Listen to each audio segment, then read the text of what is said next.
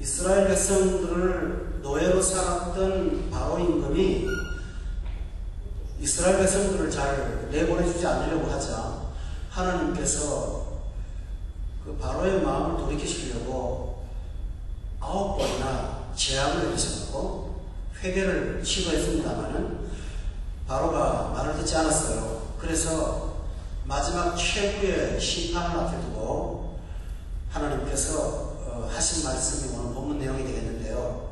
우리가 지금까지 말씀 들어보면 이스라엘 백성들한테는 하나님께서 재앙 전에 어떻게 준비하라는 말을 전혀 하지 않았었어요. 그런데 바로 임금한테는 경고를 하나님께서 보내셨어요. 그런데 오늘 본문 내용은 바로한테 하나님께서 하시는 말씀이 아니고 이스라엘 백성에게 하나님께서 말씀을 하시는 내용입니다. 심판을 앞에 두고 있고요. 그 다음에 심판을 앞에 두고 애국 사람들이 심판을 받는데 그 심판을 앞에 두고 하나님께서 이스라엘 백성들에게 하신 말씀은 무엇일까요? 그 말씀은 바로 심판 가운데 구원받는 방법입니다. 구원에 관한 말씀을 이스라엘에게 하나님께서 말씀을 하셨습니다. 지금 세상이 예수님께서 승천하시고 다시 재림하시는 그 중간 과정이거든요. 그런데 주님께서 오시는 그날은 어떤 일이 일어나냐 하면 바로 그날은 불신자와 신자를 나누어서 심판하는 심판날이거든요. 그런데 그 날을 하나님께서 남겨두시고 하시는 일이 뭐냐면 할 수 있으면 예수 많이 믿고 심판받지 않고 구원받게 하시려고 심판을 주고 하시면서 기회를 지금 주고 있는 것이죠. 우리가 바로 그 기간에 살고 있습니다. 이와 같이 하나님께서는 애국 백성을 심판하는 그 과정을 앞에 놓고 이스라엘 백성에 대한 구원의 말씀을 전하셨습니다. 그래서 오늘 이 말씀을 우리가 살펴볼 텐데 지난 시간에 우리는 하나님께서 이스라엘 백성들한테 구원받는 방법으로 양을 잡아서 피를 문에다가 바르면 죽음의 사슴이 장자를 치러 밤길에 들어갔다가 그 피를 보면 그 집의 장자는 죽이지 않고 살린다. 그 내용을 우리가 말씀을 들었죠. 그래서 그 절기를 하나님께서 명령하고 정하셨는데 그 절기의 이름이 무엇이냐면 바로 유월절입니다. 그런데 유월절 다음에 또 하나의 절기를 하나님께서 만들었어요. 그 절기는 오늘 본문에 나오는 무교절입니다. 그 무교절은 뭐냐면 빵을 만들 때 누룩을 넣어서 밀가루를 부풀려 갖고 빵을 만들잖아요. 그걸 유교병이라고 합니다.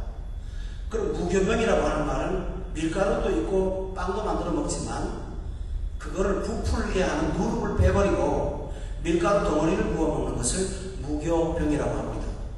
그런데 하나님께서 6월절 절기를 지킨 다음에 이 무교절을 지키는데 이 무교절은 하루가 아니고 일주일 동안 지키도록 했습니다. 오늘 저는 이 말씀을 가지고 하나님께서 우리에게 명령하신 내용을 한번 생각해 보도록 하겠습니다. 여러분, 지난 시간 우리 말씀 들을 때 6월절에 관한 내용은 우리가 보통 상식적으로 생각할 때 양을 잡아서 피를 바르는 거잖아요.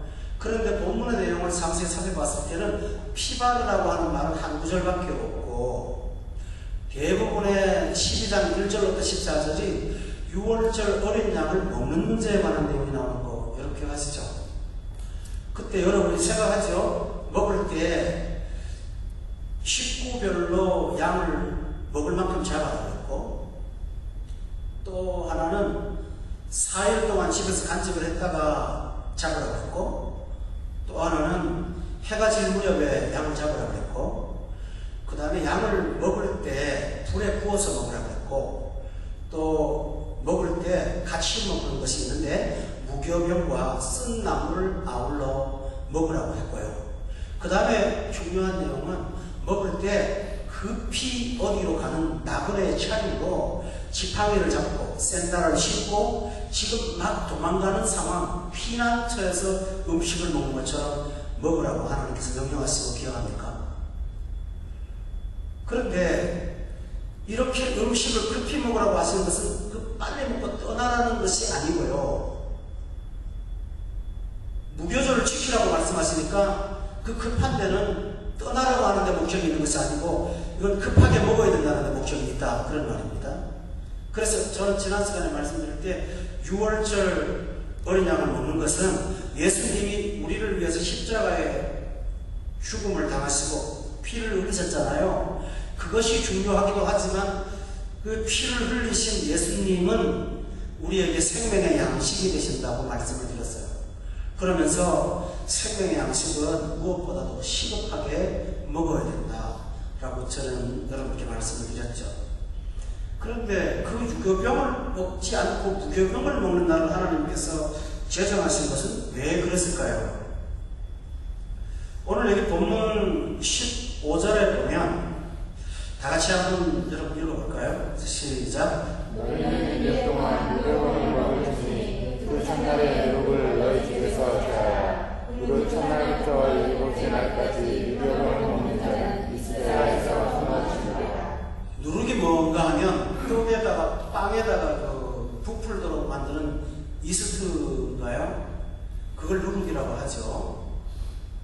그런데 집에 있는 누룩을 전부 다 없애라고, 하나도 두지 말라고, 제하라고, 그리고 나서 누룩을 넣어서 부풀어진 빵을 먹으면 이스라엘에서 끊어진다고 하나님께서 말씀을 하십니다.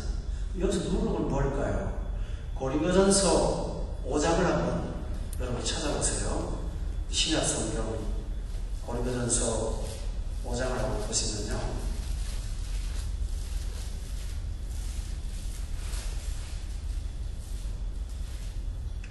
5장 말씀에 6절로부터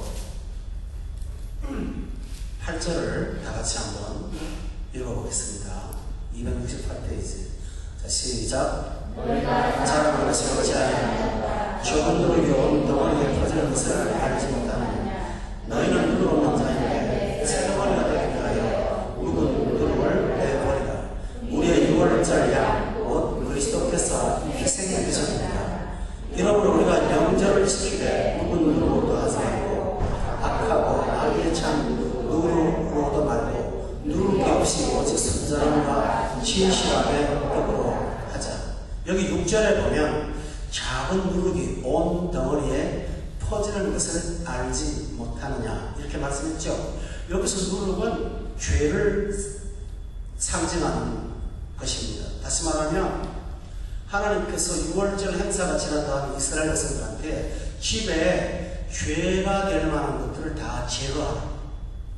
그런데 그 일을 7일 동안 하라고 하나님께서 이스라엘 백성들에게 명령하셨습니다. 왜 그럴까요? 여러분, 누룩은 첫째로 무엇인지 압니까? 맛입니다. 죄는 맛이거든요. 히브리서에 보면은 죄는 낙이 있다고 말했습니다. 여러분, 사람들이 왜 범죄하고 살까요? 죄가 재미가 있거든요. 죄는 낙이 있거든요. 그 즐거움 때문에 범죄하게 되고, 사실은 죄는 즐겁지만 나중에 시간이 지나면 고통으로 돌아오죠. 죄를 잘 모르시는 것 같아요.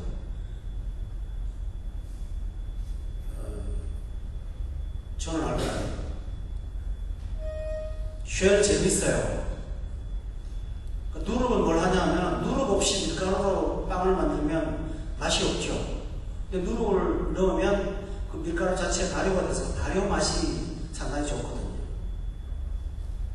그러니까 누룩을 제거하라는 말은 애굽의 세상 맛, 애굽의 죄 맛을 다 버리고 광야로 들어가라는 겁니다. 이 말씀을 하시는 이유가 있습니다. 하나님은 우리가 지나온 세월도 알지만 앞으로 걸어갈 길도 아실까요? 모를까요? 아시죠? 여러분은 성경을 아시니까 제가 성경을 찾지 않아도 아는 게 하나 있습니다. 이스라엘 백성들이 광야에 들어가서 가장 하나님을 시험하고 힘들게 했던 일이 뭔지 아세요? 그것은 가끔 떠나온 애굽을 그리워한 거였습니다. 여러분 기억하죠? 살다가 힘들면, 광야 생활하다가 힘들면 모세를 원망하고 저 모세 없애고 군대 장관 세워갖고 애굽으로 돌아가자고 그렇게 요청을 했습니다. 그들은 몸은 광야에 나왔지만 아직은 애굽에 대한 정신은 그대로 있고 맛이 그리운 거예요. 또 여러분 기억하십니까? 이스라엘 백성들이 애굽에 가서 광야에 가서 하나님이 주신 기적의 만나를 먹었단 말이에요. 그런데 처음에는 감사하다가 어느 날 시간이 지나가면서 이 만나가 박하고 맛이 없다고 투덜거리기 시작해요. 그러면서 그들이 머릿속에 떠오르는 게 뭔지 압니까? 애굽에는 파와 마늘과 오이와 부추와 수박이 있거늘 우리가 이 쇠약한 것을 먹고 정력이 약해지는 거다 라고 했습니다. 그들은 광야에 나왔지만 애굽이 주는 세상의 맛을 잃어버릴 수가 없었어요. 그 맛이 항상 마음속에 들어가 있어갖고 그 맛이 그들을 유혹을 했어요.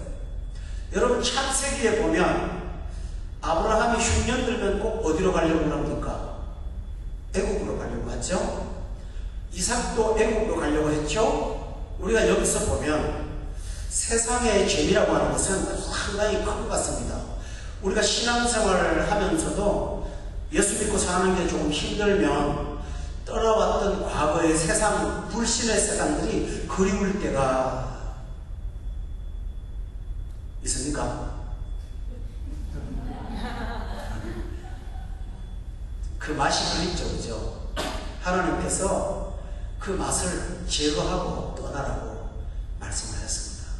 여러분 문득문득 세상에 대한 그리움이나 즐거움이 떠오를 때마다 이 누룩을 자꾸 재버리는 그런 작업을 여러분이 하시기를 주의 이름으로 축원합니다.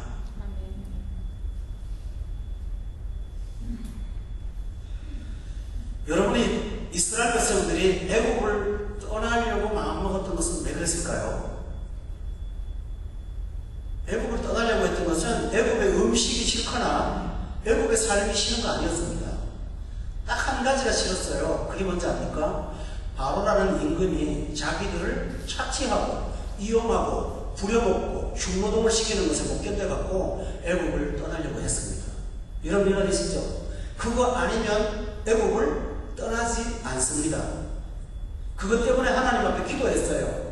그래서 하나님이 이스라엘 백성들을 애굽에서 떠나게 했고 그들도 동의를 했습니다. 여러분 우리가 세상을 살면서 세상이 바로처럼 우리를 대한다는 것을 알고 있습니다. 여러분한테 한번 물어보죠. 이 세상 사람 믿습니까?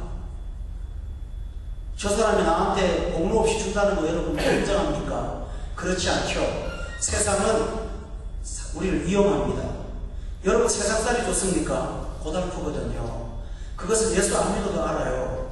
사람을 만났지만 서로가 저 사람을 이용해서 먹고 살려고 하지 누군가 나를 도우려고 하는 것은 없어요. 그러니까 세상 다 좋은데 한 가지가 안 좋아요. 그게 뭐죠? 바로가 있거든요. 그게 싫은 거예요. 교회 생활하면 그건 없잖아요. 그러나 바로는 싫지만 바로 빼놓고는 세상이 다 좋은 거예요. 바로 빼놓고는 애굽의 고기가 굽는 것도 그립고요. 오이와 참외와 조미료도 그립고요. 애굽이 주는 죄의 맛도 상당히 죄 있었던 거예요. 우리가 예수를 믿고 역적으로 하나님 앞에 돌아왔습니다만 홍해를 건너서 하나님의 사람이 되었습니다만 세상을 생각할 때는 바로가 탁 나를 이용의 대상 그건 싫어요. 그것은 분명히 싫지만 그럼에도 불구하고 세상에 주는 맛에 대해서는 우리가 그리움을 잃어버리지 않고 자꾸 회상하는 경향이 조금씩 나타납니다. 우리가 날마다 해야 될 일이 뭘까요? 해마다 여러분 스스로가 영적으로 무교절을 만들고 내 속에 있는 누룩들을 제거하고 끊어버리고 버려버리는 그런 여러분 되기를 예수의 이름으로 원합니다. 근데 중요한 사실은 오늘 15절에 보면 유교병을 먹는 자는 이스라엘에서 뭐 한다고 했죠? 끊어진다 라고 했습니다. 19절 말씀도 보세요. 거기 보면 특히 유교물을 먹는 자는 타국인이든지 본국에서 나는 자든지 막론하고 이스라엘 회중에서 뭐 한다고 했죠? 끊어진다고 했어요. 여러분, 누가 끊겠습니까? 그 말은 무슨 말일까요? 예수 믿으면서도 세상 맛에 자꾸 빠져들기 시작하면 여러분도 모르게 하나님과의 관계가 끊어져 버립니다. 그래서 처음에는 멀찍이 따라가지만 나중에는 하나님과의 관계가 사라진다는 것을 기억하면서 여러분, 세상의 죄비가 우리 영혼을 파고들 때 여러분의 영생의 위기로 생각하고 여러분에게 위험을 선포하셔야 된다, 그런 말이죠. 이것이 바로 무교절을 지키는 것입니다. 그런데 이 무교절을 지키는 일들을 특별한 날로 하나님께서 정하셨습니다. 16절 다 같이 한번 읽어보시기 바랍니다. 시작. 너희에게 첫날에도 성회요 일곱째 날에도 성회라 드리니 너희는 이 두 달에는 아무 일도 하지 말고 각자의 먹을 것만 갖출 것입니다. 여기 보면은 무교절을 다른 말로 성회라는 말을 쓰고 있습니다. 성회라는 말은 어떤 말일까요? 그것은 거룩한 모임이라는 뜻입니다. 성회라고 그렇게 말을 했습니다. 다시 말하면 첫날부터 마지막 날까지 무교절은 막 성회의 날입니다. 여러분, 여기 중요한 것은 무교절을 지키는 것은 개인이 지키는 게 아닙니다. 이스라엘 전체가 지키는 거였죠. 그렇다면 우리도 우리 사슴 속에 있는 세상의 죄성을 버리는 것을 개인적으로도 할 필요가 있습니다만 이렇게 공동체로 모여서 해야 되는 것입니다. 이걸 일컬어서 성회라고 그렇게 말합니다. 왜 그럴까요? 거룩한 공동체가 모였을 때 거기는 특별한 힘이 작용을 합니다. 나는 믿음이 약합니다. 그리고 불이 식었습니다. 그런데 옆에 집사님은 가슴이 뜨겁습니다. 같이 앉아있다가 보면 그분이 부르는 찬송, 그분의 기도 소리, 그분의 얼굴 표정, 그분의 환한 미소, 그거 하나에 내 마음속에 꺼졌던 불이 다시 지피기 시작합니다. 그래서 공동체가 주는 유익이 얼마나 큰지 몰라요. 오늘 이 성전에 온 이래로 가장 많은 성도가 일요일에 참석했습니다. 다르잖아요, 그죠? 마음이 뜨거워지죠? 이게 바로 공동체가 주는 힘입니다. 오늘 우리가 성회로 모인 거예요. 억지로 죄를 없애려고 노력하는 것보다는 성회로 모여서 찬송하고 말씀 들을 때 우리 속에 있는 세상에 대한 냄새들이 나도 모르게 자꾸 빠져나가는 거예요. 그래서 성회가 얼마나 중요한지 몰라요. 여러분, 찬송가의 43장을 한번 보시면 이 가사에서 우리가 오늘 성경과 관련된 은혜를 찾을 수가 있습니다. 43장을 한번 보시기 바랍니다. 2절입니다. 이날에 하늘에서 새양식 내리네. 성회로 모이라고 종소리 울리네.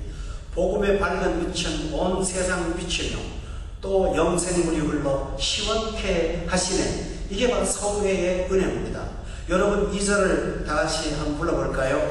이날의 하늘로서 새양식 내리네. 성회로 모이라고 종소리 울리네. 복음의 밝은 빛을 온 세상 비치며 온 영생물이 흘러 시원케 하시네. 거기 보면 중간에 두 번째 소절에 뭘 하라고 했죠? 성회로 모이라고 종소리 울리네. 성도 여러분, 신앙생활 하면서 이 성회를 소중히 여기시는 여러분 되시기를 바랍니다. 여러분에게 큰 유익이 있어요. 집에서 억지로 안 될 때 하나님께서 우리에게 특별한 은혜를 허락해 주십니다. 다시 본문으로 돌아가겠습니다. 거기 보면 17절 말씀이 되겠습니다. 다 같이 한번 읽어볼까요? 무교절을 지키라고 하신 명령의 구체적인 내용이 나옵니다. 한번 읽어볼까요? 시작. 너희는 무교절을 지키라. 이날에 내가 너희 군대를 애국하면서 인도하여 너를 샀습니다. 그러므로 너희가 하나님은 무교절을 명령하셨습니다. 근데 거기에 독특한 용어가 하나 나옵니다. 이날에 내가 너희 뭐라고 했나요? 군대라고 말을 했습니다. 여러분 19절에 보면 군대와 비슷한 얘기가 나옵니다. 거기 보면 이스라엘의 회중이라고 그랬죠. 그런데 이스라엘의 회중을 하나님께서는 군대라고 불렀습니다. 여러분 12장에 41절에 한번 보십시오. 여기 봐도 참 중요한 말씀이 하나 나옵니다. 41절 다 같이 한번 읽어볼까요? 시작. 430년이 끝나는 그날에 여호와의 군대가 다 요단에서 나왔습니다. 여러분 430년이 끝났을 때 그날에 그들은 이스라엘 애굽에서 뭐였지요? 노예였지 않습니까? 그런데 하나님께서 그들을 부르는 호칭은 뭐였죠? 여호와의 군대라고 했습니다. 여러분 하나님께서 우리를 무엇으로 보십니까? 성회로 모여서 누룩을 제거할 때 그것이 여러분과 군대가 되는 겁니다. 그래서 영적인 싸움에서 이길 수 있는 무장을 하게 되었다고 하나님은 선포하십니다. 무교절을 통해서 누룩을 제거하면 사탄이 여러분을 이기지 못하는 힘있는 영적 군사가 될 수 있다는 것이 하나님의 말씀입니다. 여러분 이것은 똑같은 내용이 나옵니다. 여호수아서에 보면은 이스라엘 백성이 40년 동안 광야 생활을 끝내고 가나안 땅을 들어가는데 바로 앞에 큰 성이 하나 있었습니다. 유명한 성입니다. 7일 동안 바퀴를 돌아갔고 그 성을 무너뜨려서 그 성을 함락했던 성입니다. 여러분 이름 아시죠? 여리고성입니다. 그런데 여리고성이 눈앞에 있고 요단강이 앞에 있습니다. 그런데 요단강을 건너기 전에 여호수아가 하나님의 음성을 듣고 이스라엘 백성들한테 명령을 했습니다. 할례를 행하라고요. 여러분 여리고의 가나안 백성들이 이스라엘이 쳐들어온다는 소리를 듣고 준비하고 있습니다. 그런데 요단강이라는 좁은 강 옆에 건너에 이스라엘 60만 명의 남자들 장정이 모두 다 할례를 받고 3일 동안 상처가 아물도록 기다리고 있습니다. 여러분 자살행위죠? 그렇잖아요? 그럼 죽는 거예요. 그때 만약에 여리고의 군사들이 쳐들어왔다면 아무도 손을 쓰지 못하고 다 죽었을 겁니다. 그 이름이 뭔지 압니까? 길갈이라고 합니다. 그 동네가. 그런데 하나님께서 할례를 행하라고 하신 것은 뭐냐 하면 40년 동안 광야 생활에서 여러분이 성결하지 못했던 부분이 있다면 제거하고 누룩을 제거하고 요단강을 건너라는 말입니다. 놀라운 사실은 누룩을 제거한 3일 동안 그 상처가 아무는 날 동안 여리고의 성은 굳게 닫혀서 아무도 나오지 않았습니다. 그리고 그 누룩을 제거한 다음에 요단강을 건너서 여리고성을 들어갔을 때는 하나님께서 그들에게 승리를 허락해 주셨습니다. 그때 이스라엘 백성은 뭘까요? 여호와의 군대가 된 것입니다. 여러분 우리 교회가 어떤 모습이 되어야 될까요? 즐거운 회중이 되어야 될까요? 좋습니다. 거룩한 예배 공동체가 되어야 될까요? 좋습니다. 사랑하는 가족이 되어야 될까요? 정말 좋습니다. 여러분 이 삭막한 땅에서 우리 두바이 사랑의 교회라는 아름다운 가족 공동체가 없다면 우리가 어떤 힘으로 살겠습니까? 옆에 얼굴 쳐다보십시오. 너무나 그립고 아름다운 모습들 아닙니까? 한번 손잡고 이렇게 말합시다. 손잡고 봐요. 당신은 나의 기쁨이에요. 기쁨입니다. 당신 때문에 살아요. 아멘입니까?